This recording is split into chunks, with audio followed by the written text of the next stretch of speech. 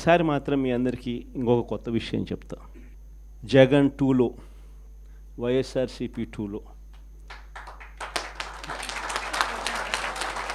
చూస్తూ చూస్తూ 1.5 సంవత్సరం అయిపోయింది. కళ్ళు మూసుకొని కళ్ళు తెరిచేసరికి ఆ మిగతా 3 ఏళ్ళు కూడా అయిపోతాయి. ఆ 3 ఏళ్ళు అయిపోయిన తర్వాత వచ్చేది మాత్రం ఈసారి ఖచ్చితంగా మన ప్రభుత్వమే వస్తుంది.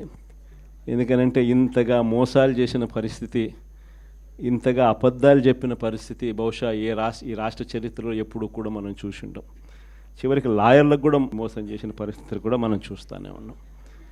సూపర్ 6లు, సూపర్ 7లు అనేటి గాలికి ఎగిరిపోయినాయి. ఇంతకుముందు మన ప్రభుత్వ హయాంలో ఉన్న ప్రతి పథకం కూడా అన్ని రద్దయిపోయినాయి.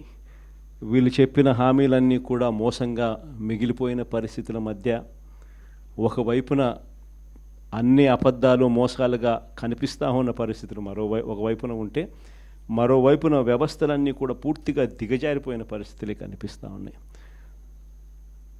చదువుల రంగం తీసుకున్న, పేదవాడి ఆరోగ్యానికి సంబంధించిన రంగం తీసుకున్న, వ్యవసాయ రంగం తీసుకున్న, లా అండ్ ఆర్డర్ తీసుకున్న, గవర్నెన్స్లో ట్రాన్స్పరెన్సీ తీసుకున్న, ఏ రంగాన్ని తీసుకున్నా కూడా అన్ని రకాలుగా తిరోగమనమే కనిపిస్తుంది తప్ప ఈ రాష్ట్ర ప్రభుత్వంలో ఎక్కడా కూడా పురోగతి, అభివృద్ధి అనేది ఎక్కడా కనిపించని పరిస్థితి.